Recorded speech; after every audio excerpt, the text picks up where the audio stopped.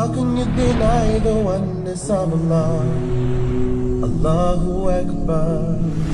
How can you deny the oneness of Allah?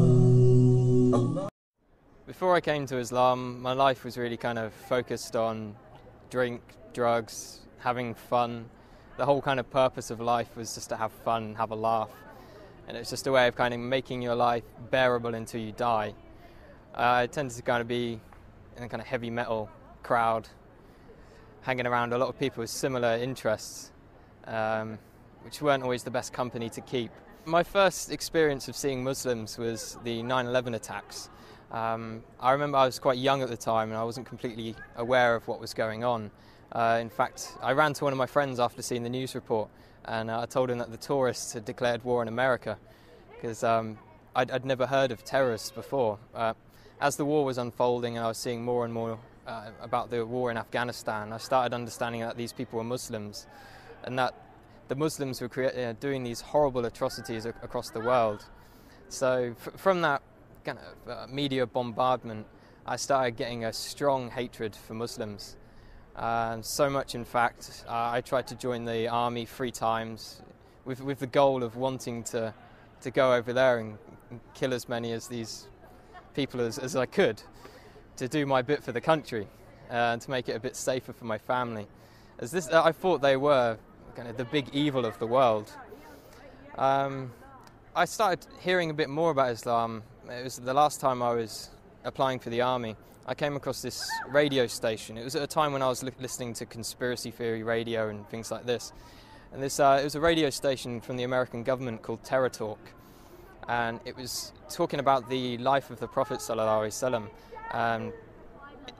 It just didn't sound right to me that people would follow him from all these evil things they were saying about him. So I started to question what Muslims believed at that time. I was on a spiritual search anyway.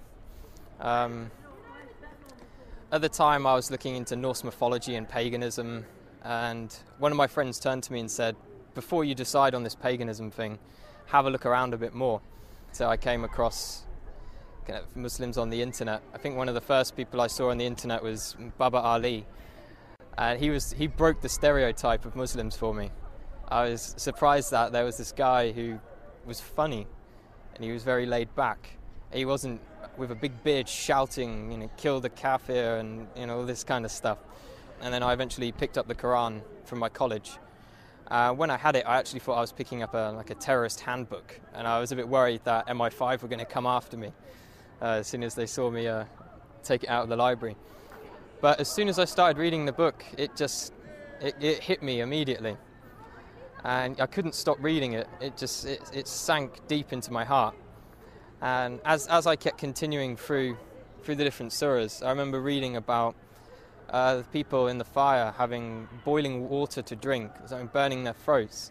And as I could read this and I was living this awful life, I could feel my throat burning, and I could feel kind of how real this thing was and how I had to change.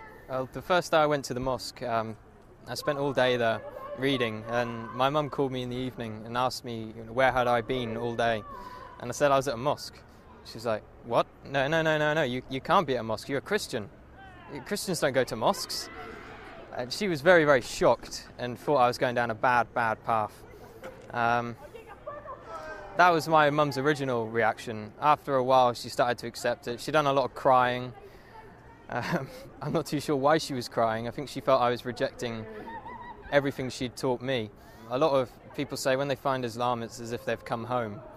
And that's just the feeling I get. It's as if me in the past wasn't me at all. I was being controlled by something else.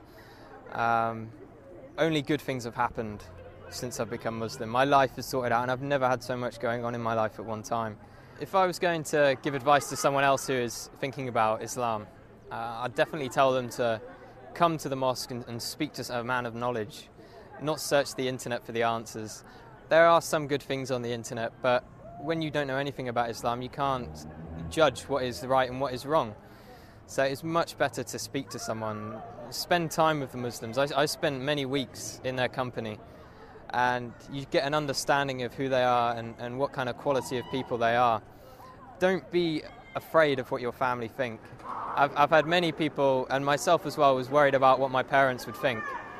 And at the end of the day, Islam is for you, it's for you. You can just hope the best for your parents will come afterwards.